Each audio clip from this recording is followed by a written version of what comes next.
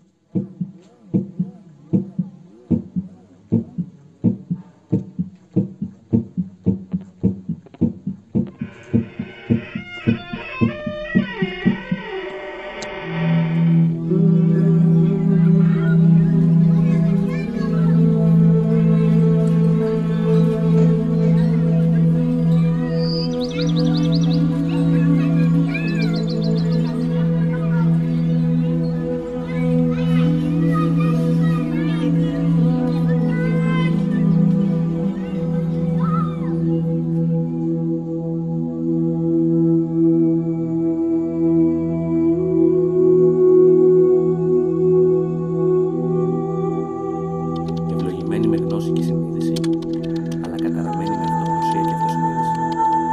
Και να είμαστε στο παρόν, βιώνοντας τις κλασικότατες επαναλήψεις των συνεπειών της ευλογοκαταραμένης μας ύπαρξης. Φτάνοντας όμως στο κοινωνικοπολιτικό σημείο 0, ο άνθρωπος του σήμερα δεν ήταν προετοιμασμένος να αντιμετωπίσει τη μοναξιά του, το υποχρεωτικό καθρέφτισμα και να ελαττώσει την πνευματική του πείνα με μια αγκαλιά στον εαυτό του. Τόση απόσταση είχε πάρει που του φαινόταν άγνωστος, εχθρός.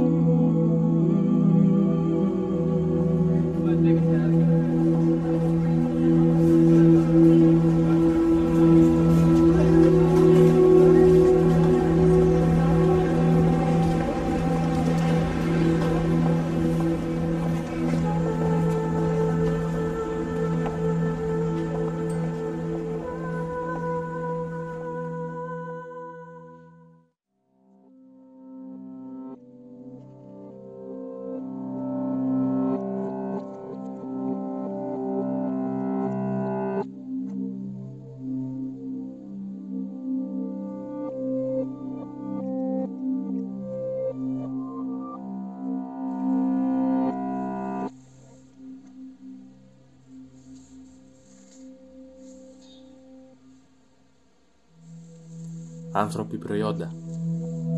Άνθρωποι που λειτουργούν ως επιχειρήσεις.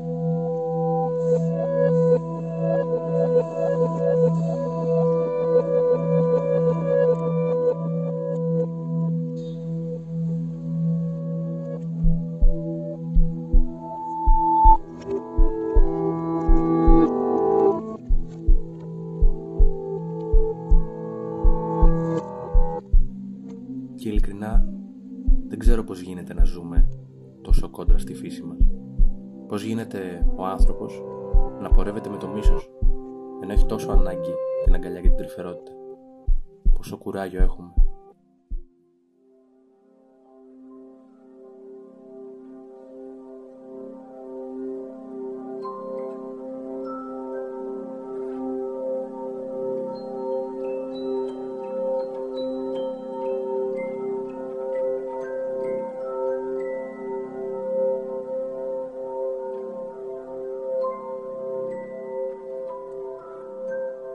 Σε εγκεφαλικές και κοινωνικοπολιτικές φυλακές παλεύουμε να ονειρευτούμε και το αντιμετωπίζουν ως θράσος μας.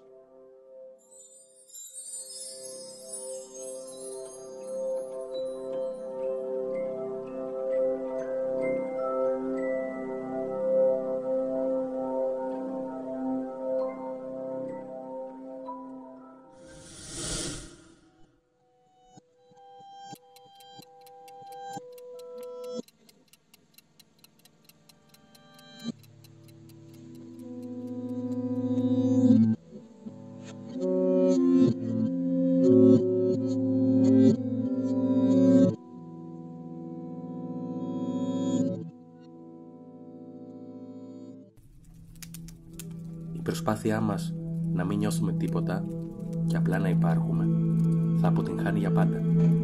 Αιώνια.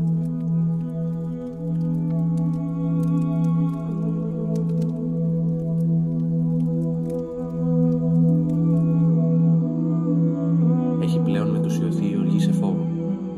Αντί να ονειρευόμαστε για το αύριο, πεταγόμαστε από τους εφιάλτες. Όσο μανιωδώς θα προσπαθούν να μας γεμίσουν σκότος, τόσο θα κυνηγάμε το φως. Και άλλο τόσο θα το βρίσκουμε μέσα μας. Όσο θα αυτοτιμωρούμαστε, άλλο τόσο θα χάνουμε τα πάντα. Αντί να τρέχουμε να ξεφύγουμε, αντί να κρυβόμαστε, θα γίνουμε η ελπίδα. Θα γεμίσουμε τη ζωή χρώματα, αντί να την αφήσουμε να γίνει ασπρόμαυρη.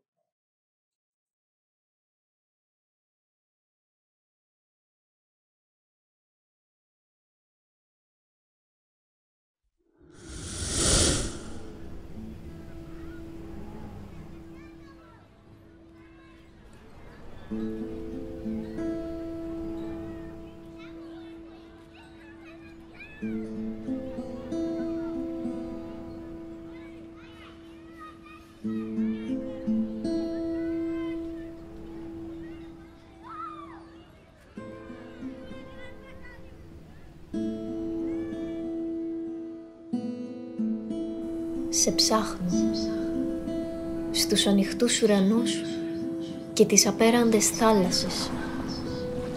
Κάποτε σε βρίσκω στους κυματισμούς. Θαρώ πως σου μοιάζουν λίγο. Άλλοτε ήρεμοι και άλλοτε χυμαρώδεις και ανήσυχοι. Κάποιες φορές πάλι σε χάνω. Με θαμπώνουν οι ακτίνες του ηλίου βλέπεις και δακρύζουν τα μάτια μου. Ίσως κάποτε σε βρω.